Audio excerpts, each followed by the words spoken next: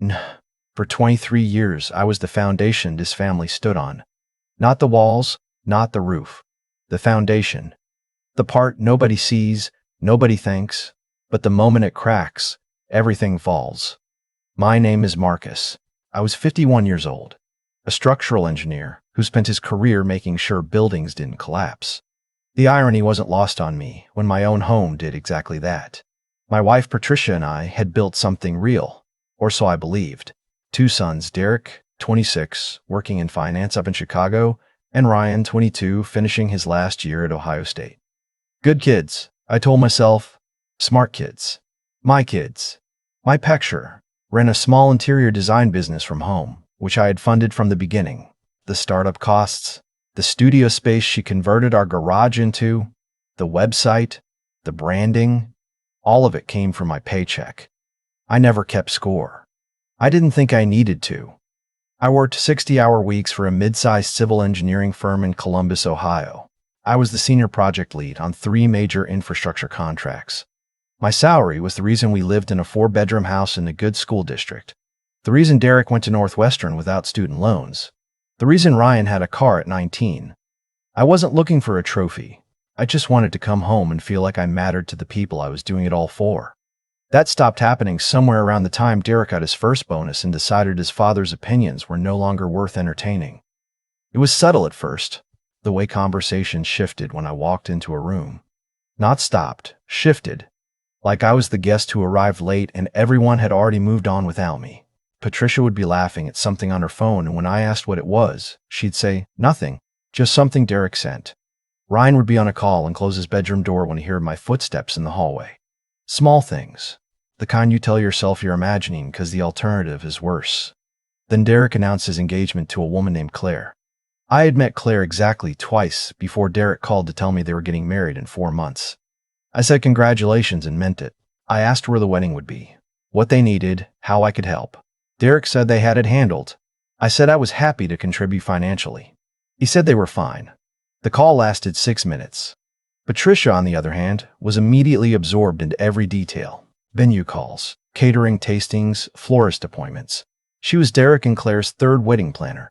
Our kitchen table became a war room of fabric swatches and centerpiece mock-ups. I'd come home from work, loosen my tie, and find 0 space at my own table. Nobody looked up. Nobody said welcome home. I told myself it was a busy season. Weddings are stressful. I was being too sensitive. The first week I accepted that. The second week, I started eating dinner in the living room. By the 3rd week, I had stopped sitting at the table altogether, and not one person in my household noticed or asked why. I want to be clear about something. I wasn't sulking. I wasn't giving anyone the silent treatment. I was present. I was available. I asked questions, offered to run errands, volunteered to handle the rehearsal dinner logistics. Every offer was either met with a polite no thank you from Patricia or ignored completely by Derek on the family group chat. Ryan had a habit of leaving my messages unread. 28 days. That's how long it lasted before I understood what I was actually dealing with. It was a Tuesday evening. Patricia, Derek, and Claire were on a video call at the kitchen table, going over the seating chart. I walked in from a 14-hour day on a bridge inspection project. My back hurt. My boots were muddy. I made eye contact with Patricia, and she held up one finger, the universal gesture for "give me a minute," and turned back to the screen. That minute stretched into 40. I showered, changed, made myself a sandwich, and went to bed. She didn't come upstairs until after 11. She didn't say goodnight. I lay in the dark for a long time that night. Not angry. Just quiet in a way that felt different from ordinary tiredness. It was the quiet of someone doing a calculation they already know the answer to, but I've been avoiding for weeks. The next morning, I got up at 4:30. The house was still. I went down to my home office, sat at my desk, and pulled up my personal accounts. I spent 2 hours organizing things, not impulsively, not in a rage, but carefully. The way I approach any structural problem, identify the load-bearing elements, determine what's stable and what isn't, plan accordingly. By 6:15, I had packed 1 suitcase and a garment bag. I left my house key on the kitchen counter next to the coffee maker. I wrote a single note on the yellow legal pad and placed it on top of the key. It said, "I've been trying to be part of this family for a month. I'm going to stop trying. Take care of yourselves. I drove 3 hours north to a small city called Sandusky on the shore of Lake Erie. I had done engineering work there years earlier and still knew a few people. I checked into an extended stay hotel, called my office, and arranged 2 weeks of remote work. I sat on the edge of the bed and looked at the lake through the window and felt, for the first time in a month, like I could breathe. Patricia called at 9:17 that morning. I let it go to voicemail. She called again at 9:40. Then Derek called. Then an unknown number, I assumed was also Derek from a different phone. I put my cell on silent and ordered room service breakfast for one, and sat by the window while I ate it, watching the light move across the water. I didn't return any of those calls for 4 days. When I finally responded, it was by text. I told Patricia I was safe, I was not having a breakdown, and I needed space. I told her we would talk when I was ready. I did not tell her where I was. She sent 11 messages in response over the next 2 hours, ranging from concerned to frustrated to what I can only describe as strategically sympathetic. The last one read, "The boys need their father at this wedding, Marcus. Please don't do this." I read that message 4 times. Then I set my phone face down on the nightstand and went for a walk along the waterfront. Here's what they didn't know. Here's the part of my life I had kept folded away quietly for 23 years. Not out of shame, but out of respect for a complicated situation that predated my marriage. Before I married Patricia. Before Derek and Ryan. Before Columbus. I was 24 years old and very much in love with a woman named Diane in Portland, Oregon. We were together for 3 years. When she was 26, she became pregnant. We were not in a position to raise a child together, and the relationship had already begun to fracture in ways that couldn't be repaired. Diane and I made an agreement that was painful but honest. She would raise the child with the support of her family, I would provide financially, and when the child was old enough to want a relationship with me, I would be there. That child was a son. She named him Caleb. Caleb was 27 years old now. He lived in Portland, worked in urban planning, and for the past 4 years had been building a relationship with me that started as cautious emails and became, steadily, something I hadn't expected. A genuine friendship between 2 adults who shared blood and not much else, and found it was enough to build on. Patricia knew Caleb existed. What she didn't know, because I had never had cause to make it a dinner conversation, was how much Caleb and I had grown close. She thought of him as a distant obligation, a monthly support check that had ended years ago. She had no idea that Caleb and I talked on the phone every other Sunday, that I had visited him in Portland twice, that he called me to ask for advice when his girlfriend proposed moving in together, that I had quietly begun thinking of him as the most uncomplicated relationship I had in my life. From Sandusky, I called Caleb on a Sunday morning and told him everything. He listened without interrupting, which was something I deeply appreciated. When I was done, he said, "How are you doing? Like actually?" I told him I didn't entirely know yet. He said, "Okay, that's honest." Then he asked if I wanted to come to Portland for a while. His girlfriend, a landscape architect named June, had a spare room and they had discussed it already. He said they'd both be glad to have me. I drove back to Columbus, gathered what I needed from the house while Patricia was at a client meeting, and was on a flight to Portland within 48 hours. I want to say the next chapter of my life began dramatically, with some clear turning point I can point to on a timeline. The truth is more ordinary and more real than that. I found a short-term apartment in Portland's Pearl District. I transferred within my company to their Pacific Northwest Infrastructure Division. They had been trying to get me to take that position for 2 years, and I had always said no because Patricia didn't want to leave Columbus. I said yes in the first week of November. I started sleeping 8 hours again. I started cooking real meals. Caleb and I had dinner together every Thursday, sometimes at his place, sometimes at a spot near my apartment, where they made a chicken piccata I became quietly devoted to. June included me in things without making it feel like charity. I went to their housewarming. I met their friends. I was someone's father, having dinner like a normal person, and it felt like something I had forgotten was possible. Patricia and I communicated through a mediator for 6 months, and then through attorneys. The divorce was not easy financially, but it was clean. I had structured our assets carefully over the years, not in anticipation of this, just out of habit. And what emerged from the settlement was something I could build from. I wasn't wealthy, but I was stable.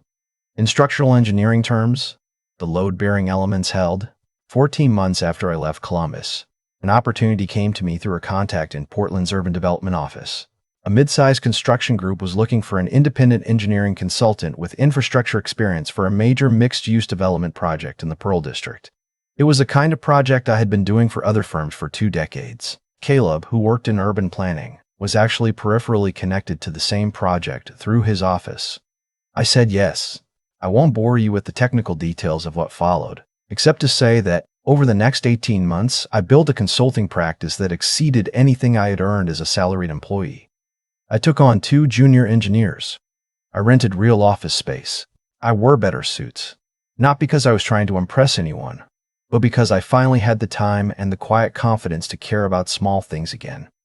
I also, somewhere in there, met a woman named Helen. Helen was 50, a civil attorney who worked with development firms on contract disputes. We were introduced through the mixed-use project and spent 6 months arguing respectfully about easement rights and liability clauses before she asked me if I wanted to get dinner somewhere that didn't have a conference table. I said yes without overthinking it, which I had been told was growth. I don't need to tell you every detail of Helen and me. What I'll say is that she had raised a daughter through a difficult divorce. She knew exactly who she was, and she did not once make me feel invisible. Derek called me for the first time in 19 months on a Wednesday afternoon in March. I was at my desk reviewing load calculations for a parking structure. I stared at his name on the screen for 2 full rings before I answered. He asked how I was doing. I said I was well. There was a pause, the kind that carries weight, and then he said, "Claire and I have set a new wedding date. We were hoping you'd come." I asked when. He told me. I asked where. He told me that too. A vineyard venue outside of Portland, which told me Patricia had either told him where I was, or he'd found out some other way. I said I would think about it and I'd let him know. I called Caleb that evening and told him about the conversation. He was quiet for a moment, and then he said something I've thought about many times since. Whatever you decide, decide it for you. Not for them, not against them, just for you. He paused. But also, I kind of want to see how that goes. I decided to go. Not because Derek deserved it. Not to prove anything to Patricia, not as some dramatic gesture. I went because Claire had done nothing wrong, because Derek was still my son in spite of everything, and because I had arrived at a place in myself where the event no longer threatened me. I could walk into that room and be completely fine. That felt like something worth testing. The vineyard was 40 minutes southeast of Portland in the foothills on a clear Saturday in late October. The kind of day where the light comes in sideways and makes everything look like a painting. I drove out with Helen, who was calm and warm and had pressed her green dress the night before while we talked about nothing important. Caleb and June drove separately, and we agreed to meet at the entrance. When I walked up the path toward the ceremony lawn, I was wearing a charcoal gray suit I'd bought in September. I was walking next to a woman who was happy to be there. Ahead of me, I could see Caleb talking to June, his hand at the small of her back, and he turned and saw me and smiled in that easy, uncomplicated way he had. I saw Patricia from across the lawn before she saw me. She was standing near the seating chart with Ryan, and she looked the way people look when they are performing composure. When she turned and our eyes met, her expression did something I don't have a clean word for. Not regret, exactly. Not surprise, exactly. Something closer to the recognition of an error in calculation. The moment when an engineer realizes a measurement they took 2 years ago was off, by just enough to matter. Ryan walked over. He looked older, which I suppose we both did. He shook my hand and then, after a half-second of hesitation, hugged me. It was brief and a little stiff, and it was genuine. I told him he looked good. He said he didn't know I was coming. I said he wouldn't know I was coming. I said I was glad I did. The ceremony was beautiful. Claire was radiant in a way that made Derek look at her like he couldn't quite believe it, which was the only thing I needed to see to feel at peace with being there. I sat between Caleb and Helen, and when the officiant said something about building a life on honest foundations, I looked down at my own hands in my lap and felt a quiet that was entirely different from the quiet I had felt lying in the dark in Columbus. At the reception, Patricia found me at the bar during the cocktail hour. She was carrying a glass of white wine, and she looked at me with an expression I had once known how to read fluently, and now found slightly foreign. She said I looked well. I said thank you. She looked at Helen across the room, and then back at me and said quietly, "I didn't know you were going to build all of this." I thought about that for a moment. Then I said, "I know." There was nothing cruel in it. No performance. I wasn't delivering a line I had rehearsed in the mirror. It was just true. She hadn't known. None of them had known, because none of them had been paying attention. For 23 years, I had been building things: bridges, foundations, a company, a family. And the only people who hadn't noticed were the ones living inside what I'd built. Derek found me later in the evening. He was a little loosened up by the champagne, which I think made the conversation easier for him. He sat down next to me at one of the outdoor tables and looked out at the vineyard and said, "I know I owe you an apology." I didn't say anything because I've learned that when someone says that, the next thing out of their mouth is the part that matters. He said, "I took you for granted for a long time. I didn't think about it, but I did." He looked at me then. "I'm sorry, Dad." I let that sit for a moment. "I hear you," I said. "We don't have to solve it all tonight." He nodded. I think he expected more from me, either forgiveness delivered neatly or anger finally expressed. I didn't have either for him in that moment. What I had was patience, which is something you accumulate slowly and lose if you're not careful. And I had been very careful for 2 years. Caleb appeared at my elbow with a fresh drink and a look that asked, without words, whether I was all right. I gave him a small nod. He sat down on my other side and introduced himself to Derek. Derek looked between us, and I watched him do the math. The age, the resemblance, the easy way Caleb sat next to me, and something shifted in his face. "This is Caleb," I said. "My son." I wasn't trying to detonate anything. It was just the accurate thing to say, stated plainly, which is how I prefer things. Derek processed that in real time. He shook Caleb's hand. He said, "I didn't know about you." Caleb said easily, "I know." "It's okay." There's time. I watched my 2 sons talk for a few minutes about Portland and urban planning, and what it was like to work on a project the size of what Caleb's office was currently managing. It was unremarkable in the best possible way. Helen came and sat beside me and leaned her shoulder lightly against mine. Across the vineyard, the string lights were coming on as the October dark settled in. I could hear the band starting up inside. The night smelled like crushed grass and cedar and somebody's bonfire somewhere down the hill. I thought about the morning I had left Columbus. The note on the yellow legal pad. The drive north to Sandusky. The first night I sat by the window of that hotel room and watched the lake. I thought I was walking away from my life. It turned out I was walking toward the version of it that had been waiting for me to stop apologizing for wanting it. 28 days of being invisible in my own home had given me 2 years of becoming something real. I wouldn't trade that math for anything. Derek was laughing at something Caleb said. Caleb looked over at me with that easy smile. Helen refilled my glass without asking, because she already knew. The string lights held steady in the October wind. I had built things that stood. That was always going to be enough.